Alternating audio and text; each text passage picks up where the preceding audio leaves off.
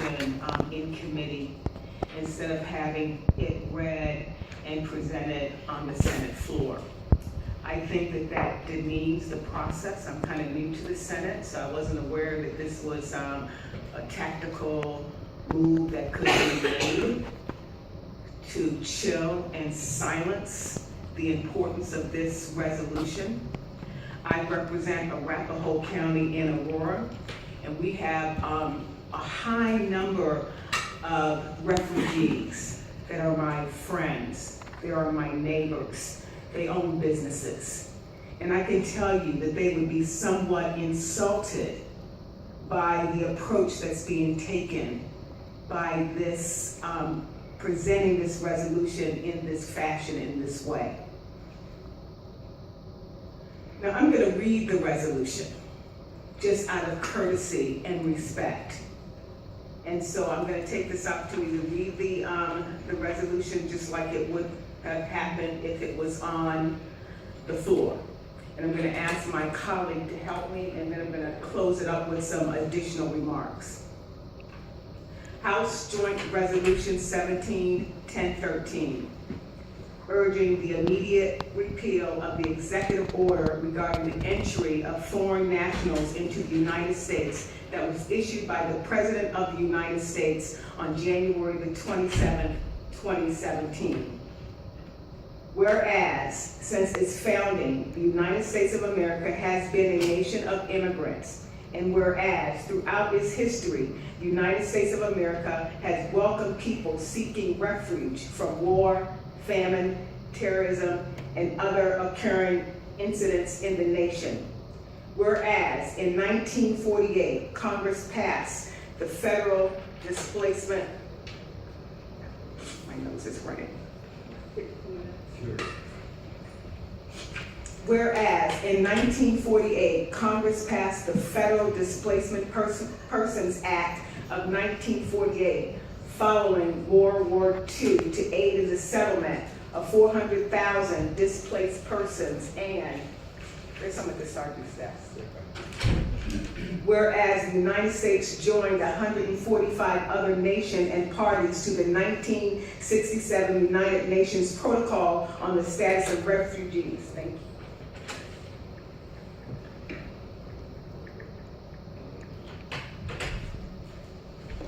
I think I caught Representative Senator Quartz Cole. Has accepted more than 3 million refugees from the Soviet Union, Africa, Asia, Europe, and the Middle East, and in Latin America.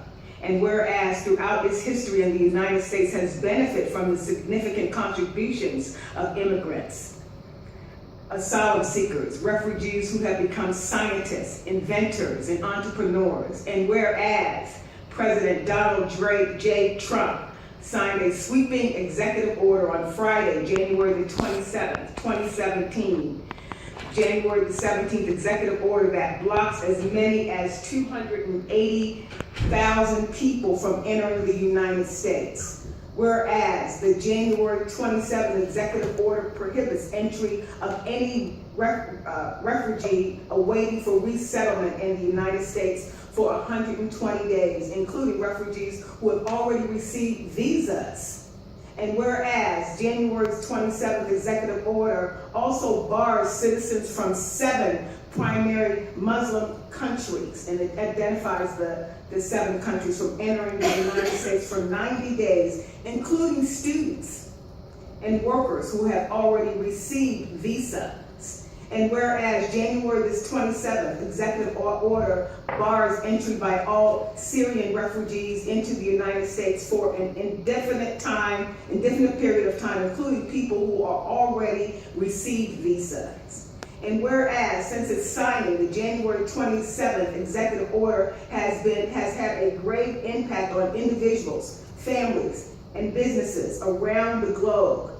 Whereas individuals and families who hold visas, green cards, or who have dual citizenships have been detained, delayed, or refused entry into the United States since the January 27th executive order took effect. And whereas those individuals who have been denied entry into the United States, including individuals who have aided the United States in the armed forces in various theaters of armed conflict, including Afghanistan and Iraq, whereas the January 27th executive order has disproportionate impact on Muslims, and whereas the preference of one religion over another is contrary to the tradition, statute, and constitution of the United States. Whereas religion, civic, and business leaders, including clergy of various faiths and denominations, leaders of many of America's largest companies, and elected officials belonging to both major political parties have publicly expressed strong opposition to the January 27th executive order. Be it resolved by the House of Representatives and the 71st General Assembly of the State of Colorado and the Senate concurring herein that we, the members of the Colorado General Assembly, find that the United States should continue to thoroughly review refugees and immigrants' application on an individual basis to ensure that those entering the country do not pose a threat to public safety. But such review should be conducted without establishing a blanket ban on all refugees or immigrants from particular countries and religions. The January 27th executive order runs counter to the values of this nation by our founders in the Declaration of the Independence, affirmed by the Constitution of the United States, a statutory law, and celebrated by many of our national symbols, including the Statue of Liberty. And federal judges in at least 5 states have blocked the enforcement of the January 27th executive order. In particular, some federal judges have found that there is a strong likelihood that the January 27th executive order violates the due process of equal protection guaranteed of the United States Constitution, and that enforcement of the January 27th executive order is likely to cause irreparable harm. And the President of the United States should immediately repeal and rescind the January 27th executive order. Absent immediate action by the President of the United States, Congress should also act to suspend and render moot the President's January 27th executive order, and in doing so, restore certainty and predictability to United States immigration laws and affirm as a matter of policy the promise of liberty, freedom to people around the world who are facing hardship. Be it further resolved that copies of this joint resolution be sent to President Donald J. Trump, Vice President and President of the Senate, Michael Pence, the Majority Leader of the United States Senate, Mitch McConnell, Jr., the Speaker of the United States House of Representatives, Paul Ryan, Jr., and the Honorable Governor, John Hickenlooper, and each member of the Colorado Congressional Delegation.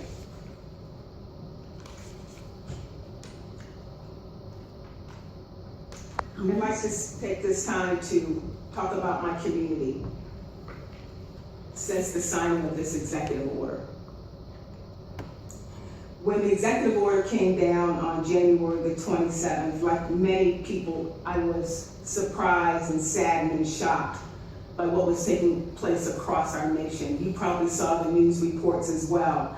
I saw people protesting here in my own city, state, Denver, San Francisco, JFK, Seattle, Los Angeles, where family members were being detained and weren't allowed to enter into the United States.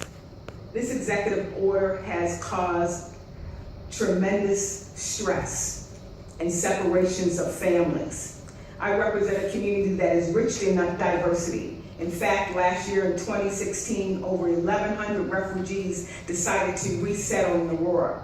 And the reason they resettle into Aurora because it's a welcoming place. When you are a refugee, it's important that you understand that these people were forced from their homeland. Oftentimes they leave their homeland with only the clothes on their back. They come here with nothing. They're tired. They're homeless. and we accept them.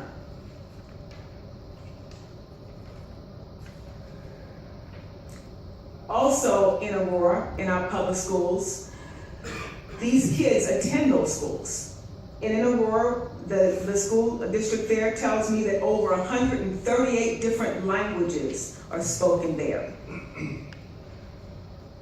On the news recently, I saw an account where a CSU student was unable to return back to the United States because of this executive order.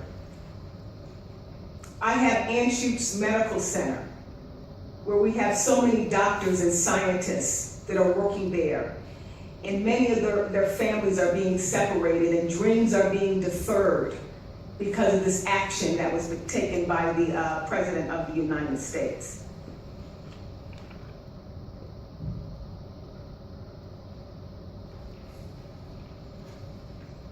So in closing, I'd like to leave you with a point.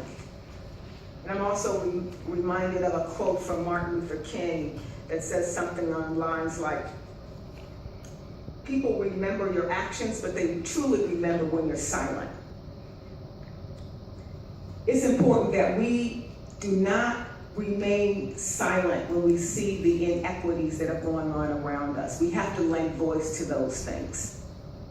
So here's the point. First, they came for the socialists, and they did not speak out, because I wasn't a socialist. Then they came for the trade unionists, and I didn't speak out because I was not a trade unionist. Then they came for the Jews, and I didn't speak out because I was not a Jew. But then they came for me, and there was no one left to speak for me. So members on this committee, I urge you to support this resolution and the repeal of this executive order. Questions from the committee? Senator